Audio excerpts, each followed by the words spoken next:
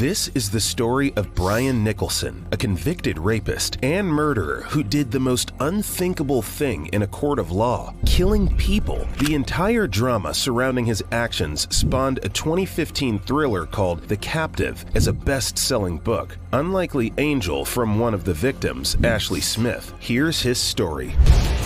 Brian Nichols, early life. Brian Gene Nichols was born on December 10, 1971, and became infamous for his heinous crimes on March 11, 2005. He was on trial for rape when he managed to escape from custody and went on a killing spree.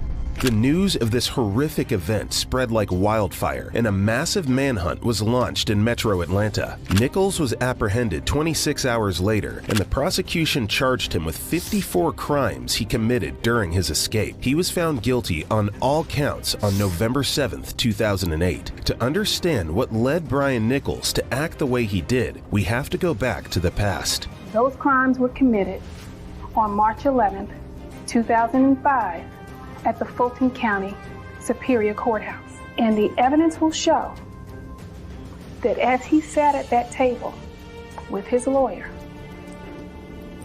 there was a plan devised by a conniving, cold-blooded,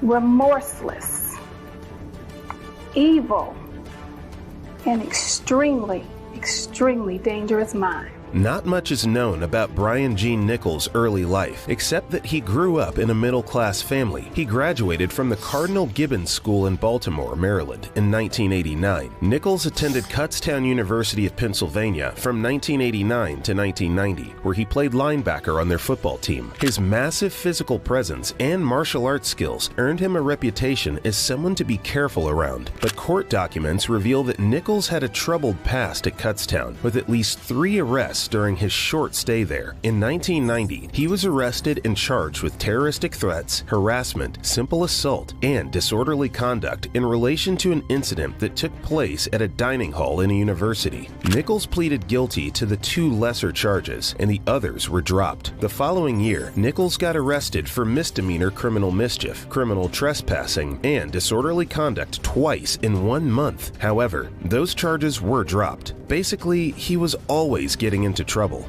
Nichols went to Newberry College from 1992 to 1993 and played football there, but was kicked off the football team for stealing from a dorm room during that time. After dropping out of school, Nichols moved to Georgia in 1995 and worked for Hewlett-Packard for 8 years as a Unix systems engineer. Nichols' last employment was as a computer engineer for a logistics subsidiary of Atlanta-based shipping giant UPS. Nichols started doing relatively well. He earned a 6-figure income and regularly attended church. However, things fell apart in 2004. Nichols and his then-girlfriend, Sonia Meredith, broke up, and he found out that she was dating Chris Rowell, a minister at their church. On 2 occasions in August, Nichols confronted the minister outside the woman's apartment. During the confrontations, Nichols threatened to commit suicide. In response, his ex-girlfriend sent an email to his mother saying, "Things between Brian and I are spiraling out of control."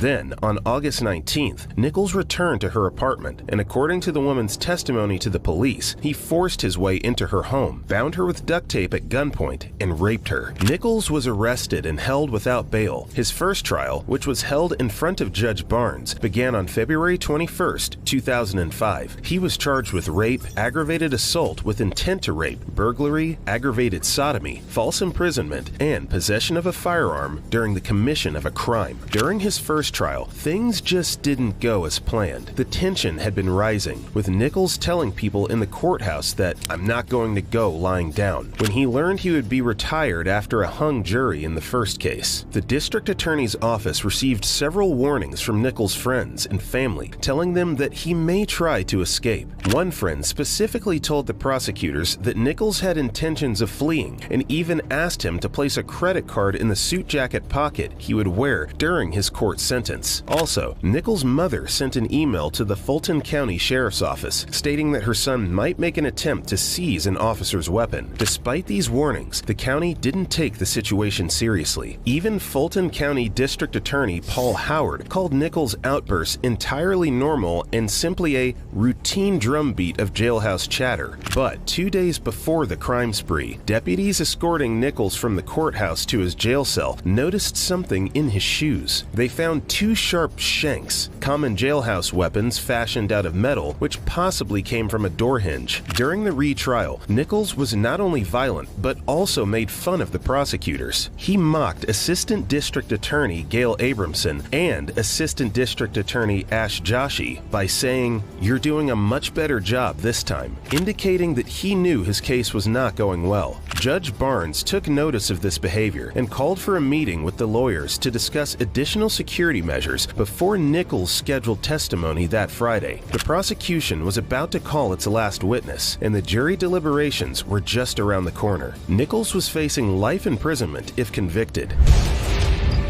Shooting and escape.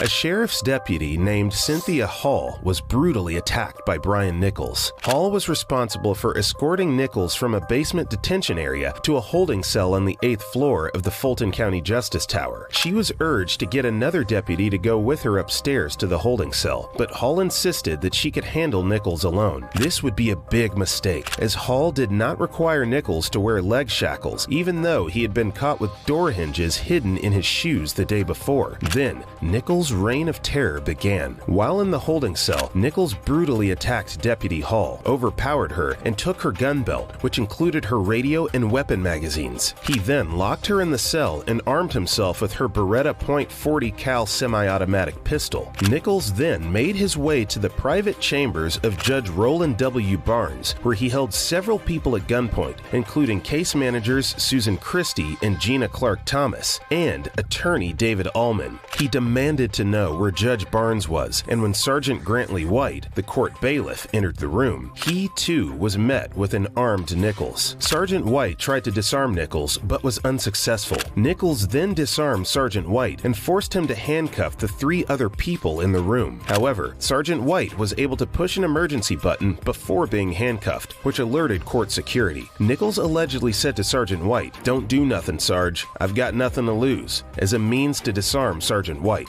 In an attempt to dispel the alarm, Nichols responded to dispatch on Sergeant White's radio, which raised suspicion among other deputies who didn't recognize his voice. Nichols then handcuffed Sergeant White and forced him into a bathroom before leaving the chambers. The situation had quickly escalated, leaving the staff in the chambers at the mercy of Nichols, who was now armed and dangerous. This incident caused significant injuries to Deputy Hall, who sustained brain injuries, facial fractures, and a large laceration to her forehead. Her condition was reported as critical, but she survived. When Brian Nichols left the chambers, he entered courtroom 8F through a door behind the judge's bench, where he found Judge Barnes presiding over motions in a civil trial. Nichols shot the judge at close range in the back of the head without the judge even knowing he was there. After shooting the judge, Nichols scanned the prosecution table and lowered the gun when he realized the assistant district attorneys he was looking for were not in the courtroom. Instead, he shot Julie Brando, the court reporter, in the head. Fortunately, Sergeant White, who had been forced into the bathroom, was able to access his radio and put out the first transmission, letting responding officers know that there had been shots fired, and gave a description of Nichols. Nichols then searched for his rape victim in a side room where witnesses were held before trial, but she was not present at the time. He then exited the courtroom and ran into an emergency stairwell where he was seen by Sergeant Hoyt Teasley, who had just arrived at work and was responding to the alarm before he could even put on his bulletproof vest or pick up a radio. Sergeant Teasley pursued Nichols down 7 flights of stairs, out of the old courthouse and onto Martin Luther King Drive.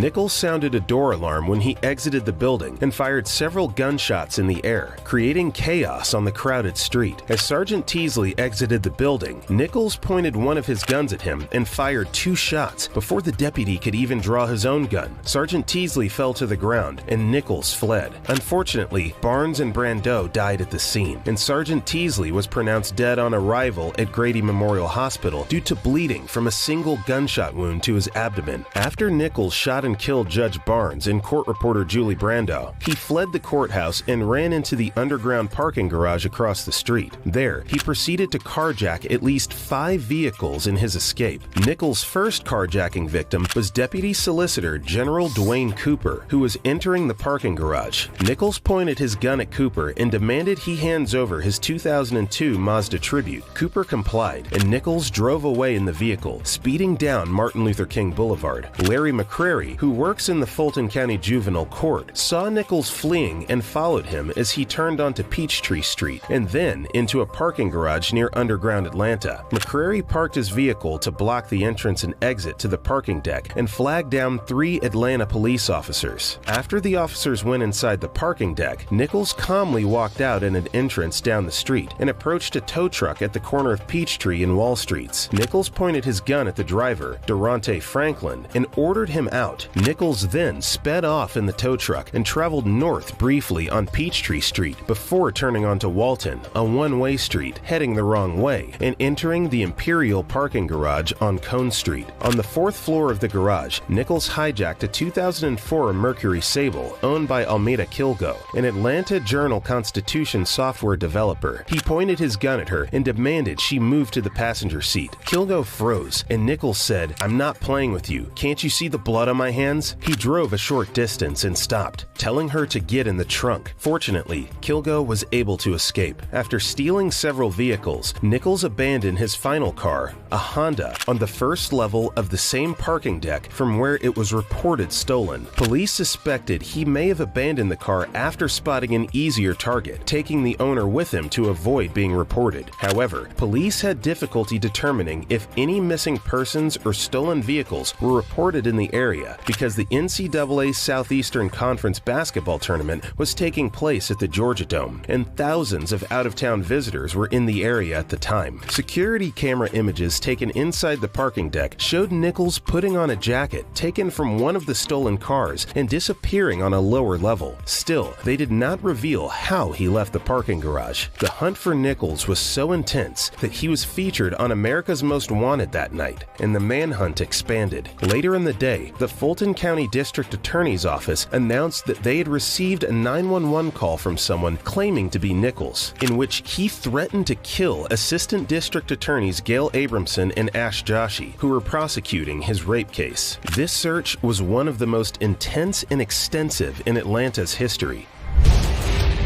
The manhunt and capture. The search for Nichols was in full swing, and the city was in a state of lockdown, with hundreds of officers on the streets and in the air searching for him. Georgia Governor Sonny Perdue announced a reward of around $65,000 for information leading to Nichols' arrest. The city of Atlanta was in a virtual lockdown, with hundreds of officers and cruisers and helicopters swarming the area in search of the suspect. Roadblocks were set up at major intersections in downtown and midtown, and more than 100 state troopers and officers from several agencies, including the FBI, were assisting in the search. Even off-duty police officers were helping out, and law enforcement cast a net outside the city. Patrol cars were positioned on median strips along I-75 and I-85, and public schools in the area were secured. The people inside the courthouse were not allowed to leave until around 11:30 a.m. Friday, after authorities locked everyone inside and thoroughly checked the building. Atlanta Police Chief Richard Pennington announced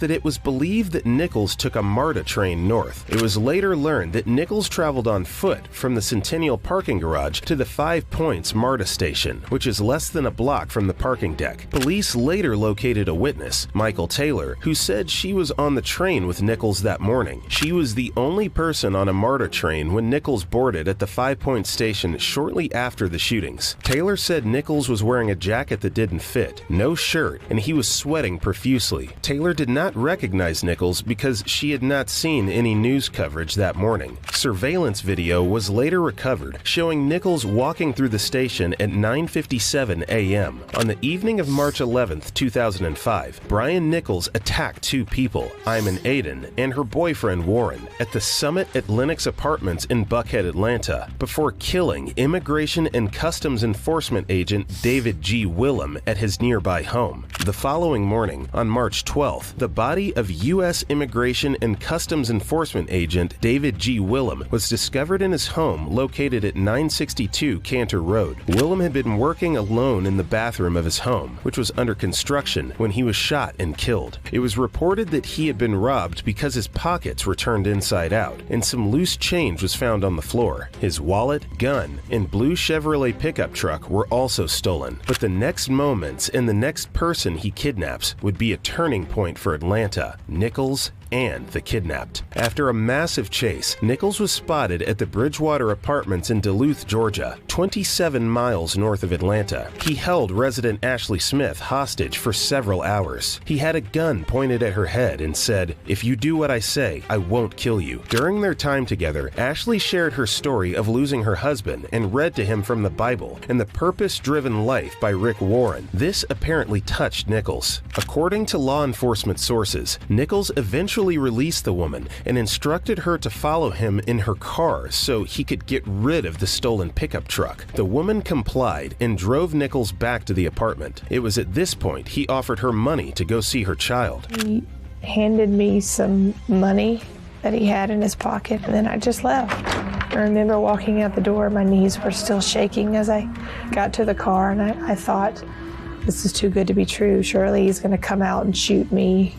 But I got in the car and made it around the corner and immediately breathed a sigh of relief. Once they arrived, Nichols surrendered quietly to police after seeing the SWAT team that had been dispatched following the woman's 911 call at around 9:50 a.m. Brian Nichols came to my house at 2 o'clock last night. Finally, after 26 hours, Nichols surrendered peacefully to the Gwinnett Police SWAT team. Law enforcement officials recovered the stolen firearms and Agent Willem's wallet inside the apartment. Willem's Chevrolet truck was found about 2 miles from the apartment at a nearby industrial complex. It's unclear what made Nichols release the woman and surrender peacefully, especially considering his violent behavior during the previous 26 hours. Nonetheless, the woman's decision to call 911 likely ended a series of dangerous and unfortunate events. Even Atlanta Police Chief Richard Pennington admitted surprise that Nichols surrendered peacefully, but authorities were relieved that the ordeal had come to a non-violent end. In her book, Unlikely Angel, the untold story of the Atlanta hostage hero, Smith revealed that she was struggling with a methamphetamine addiction at the time of the hostage situation. She refused to use drugs with Nichols, instead choosing to share her faith and personal experiences to convince him to turn himself in. In the book, she also reveals that she showed Nichols the physical and emotional consequences of drug abuse by lifting her tank top to reveal a 5-inch scar on her torso, resulting from a car wreck caused by drug-induced psychosis. After being held hostage for several hours, Nichols asked Smith to follow him in her car while he drove Agent Willem's stolen pickup truck away from the apartment complex. Smith complied with this request, fearing that he would kill more people if she did not do what he said. She even cooked breakfast for him when they returned to her apartment. However, Smith eventually convinced Nichols to let her leave to go see her daughter. She then placed the 911 call, which led to Nichols' peaceful surrender to the police. Despite being hailed as a hero by many, Smith gave credit to God for helping her through the ordeal. For her, the real heroes were the judicial and law enforcement officials who gave their lives and risked their lives to bring the situation to an end. As a result, she was rewarded for her brave actions. She received a total of $70,000 in reward money, which came from various sources. The U.S. Marshal's Office gave her $25,000, while the FBI gave her $20,000. The Georgia Governor's Office also rewarded her $10,000, while the Georgia Sheriff's Association, Georgia Fraternal Order of Police, and the City of Atlanta each gave her $5,000. Prior to that, she had already received $2,500 from the Georgia Association of Chiefs of Police. This reward money was a token of appreciation for Ashley's bravery and quick thinking.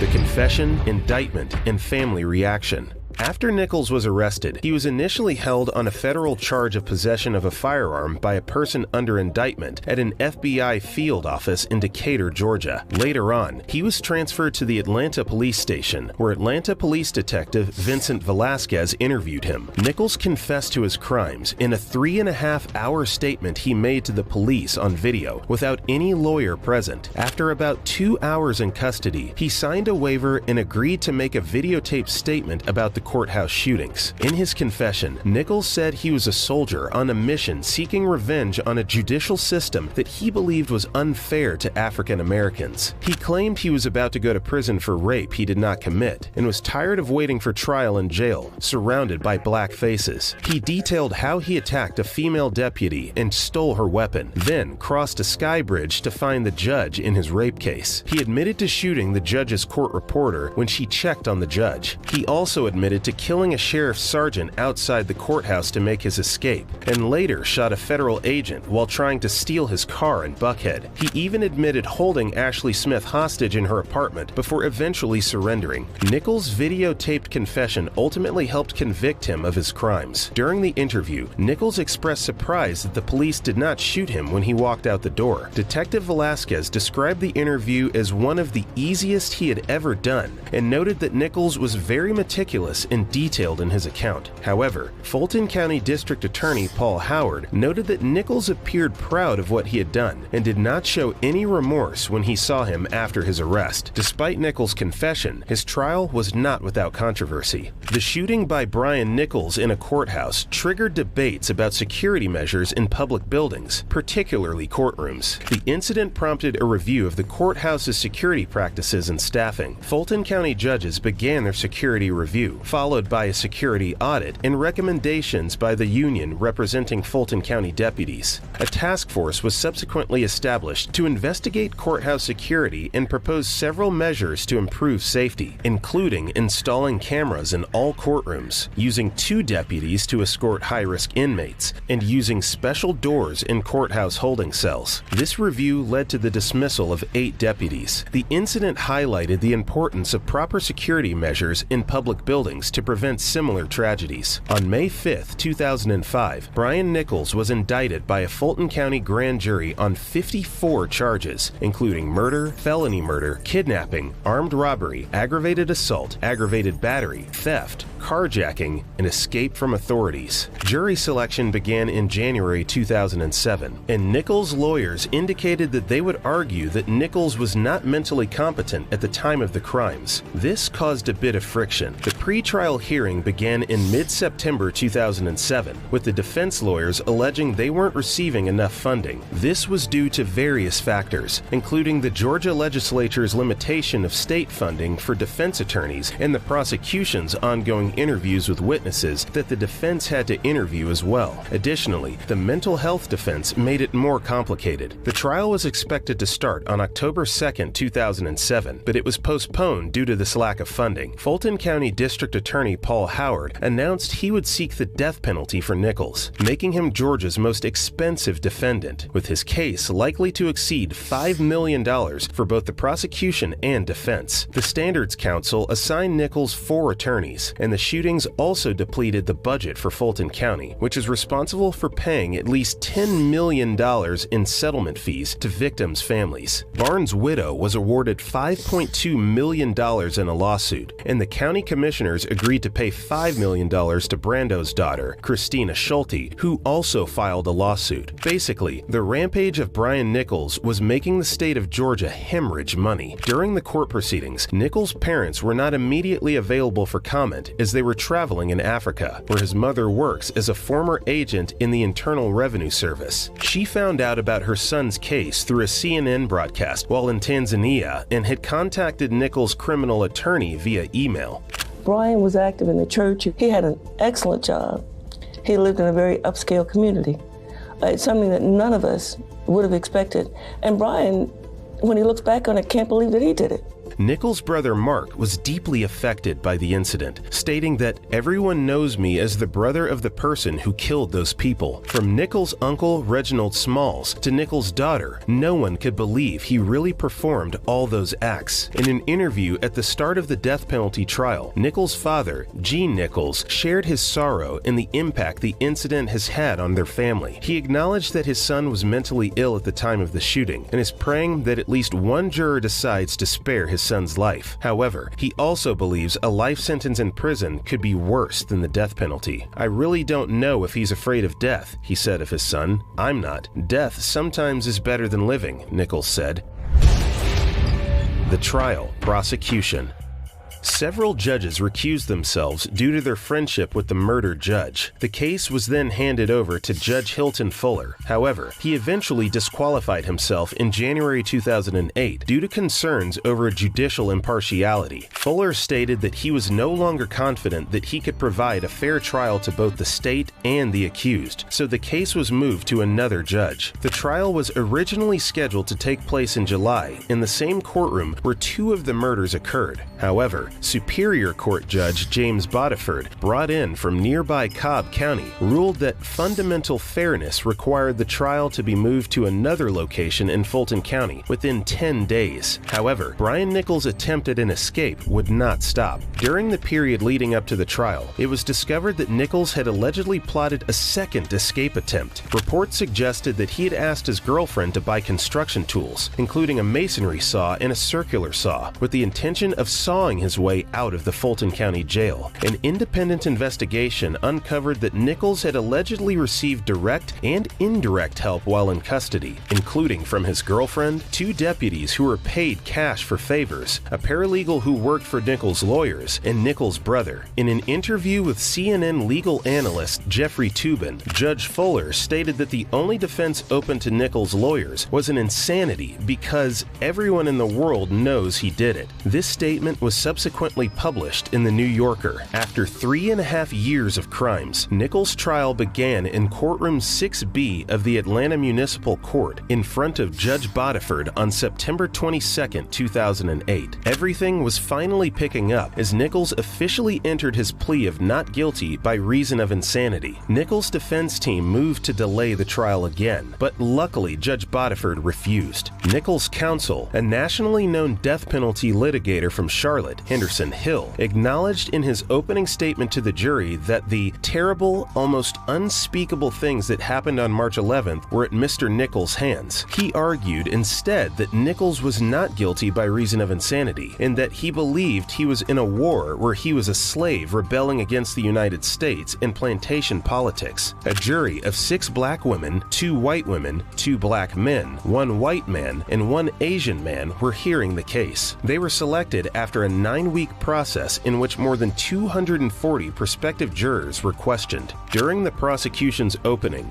an audio tape of the gunshots that killed Fulton County Superior Court Judge Roland W. Barnes and court reporter Julie Ann Brando was played. Brando's tape recorder left running, preserved her last moments of life. The tape, played by lead prosecutor Kelly Hill, began with a moment of regular courtroom tranquility of a lawyer's argument to the court until the first gunshot rang out. Then, the apparent confusion of stunned civil lawyers, and a second shot 4 seconds later. A woman's voice was heard saying, "Don't hurt me. Please don't hurt me. Help me. Please don't hurt me." The screams of Barnes' staff attorney were recorded as Brando fell across her, fatally shot through the head. The prosecution stated that Cynthia Hall, Nichols' guard, will not be able to testify at trial due to her severe brain damage. Witnesses testified that she was friendly with Nichols and that he seemed to have won special concessions from her. Unfortunately, that couldn't save her. Nichols admitted to the shootings in a police statement, but he claimed he fired on one of his victims only after the off-duty federal agent pointed a gun at him. The prosecution put forensic expert Ross Gardner on the stand to offer his findings on the crime scene at the Willem home. Willem's Glock pistol was also found undamaged when it was recovered. Gardner contended that a trail in the drywall dust on the floor showed Nichols turning Willem over over and dragging him after shooting him. The agent's pockets were turned inside out, as if they had been rifled when he was dying on the house floor. Hill, the prosecutor, called Nichols a conniving, vicious, cold-blooded, remorseless, evil, and extremely dangerous killer who carefully planned the attack and methodically sought out its targets. Crimes were committed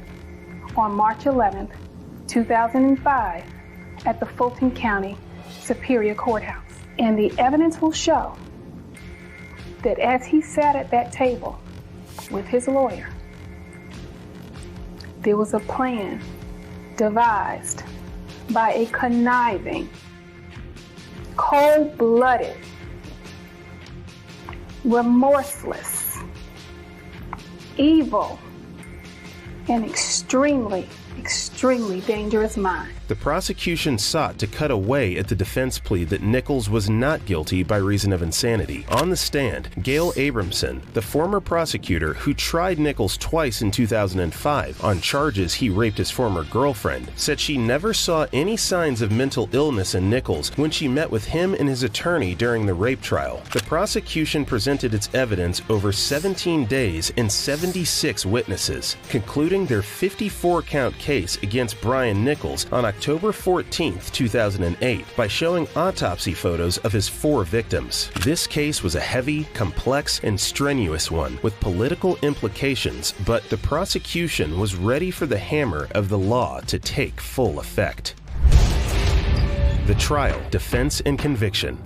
The defense called Nichols' former girlfriend to the stand as their first witness. She recounted how Nichols had impregnated another woman, leading to the end of their 7-year relationship. The next day, Nichols called her and said he would kill himself because he couldn't handle their breakup. She testified that Nichols continued begging her to reconcile, but about 3 weeks later, she began seeing an assistant pastor at their church. The former girlfriend described a terrifying incident in which Nichols entered her home with 2 guns, duct tape, nunchucks, and lighter fluid. He duct taped her ankles and wrists together and threatened to harm her if she didn't comply. She testified that Nichols raped her and videotaped her naked, but eventually let her go, warning her not to go to the police. This may look counterproductive to the character of Nichols, but the defense used this incident as a foundation to show how Nichols mentally came apart when his former girlfriend broke up with him. Attorney Barry Hazen, who represented Nichols in his previous rape trial, also testified, recounting a meeting he had with Judge Barnes about Nichols' increasingly erratic behavior and dangerous tendencies. Hazen said that Judge Barnes warned him to be careful around Nichols. The defense hopes to use these testimonies to convince the jury that Nichols was not in his right mind at the time of his crimes and, therefore, should not be held accountable. Hazen also testified that Nichols has turned down a plea deal that would have given him 15 years in prison instead of the 25 or more he was likely to get if convicted. Nichols believed that he could win over the jury in the second trial, the same way he had in the first trial. Hazen told the court that Nichols' behavior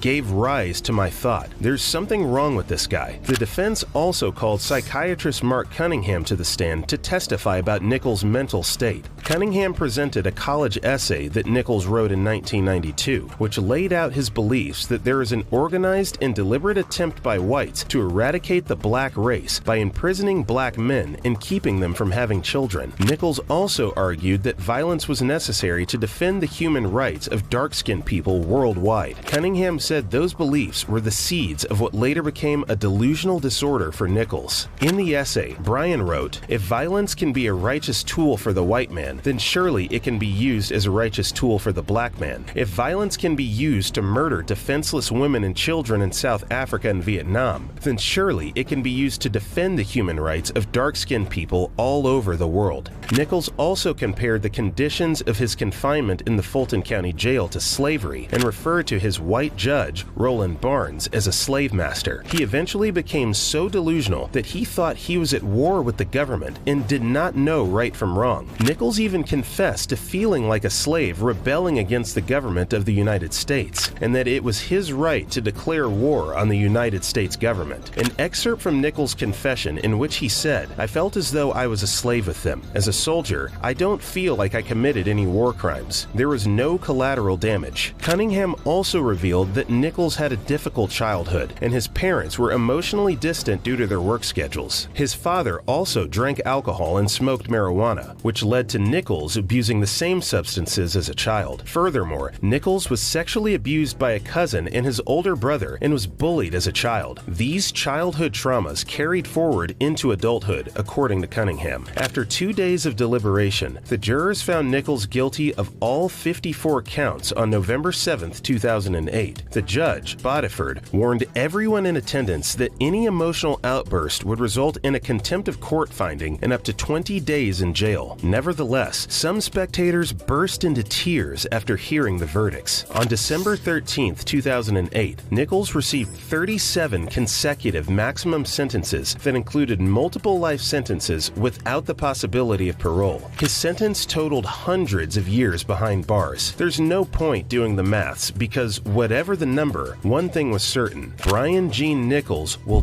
die behind bars. The only reason Nichols was spared multiple death sentences was because the jury failed to reach a unanimous decision, as required by Georgia law. He's in a cell that stretches this far. That's it.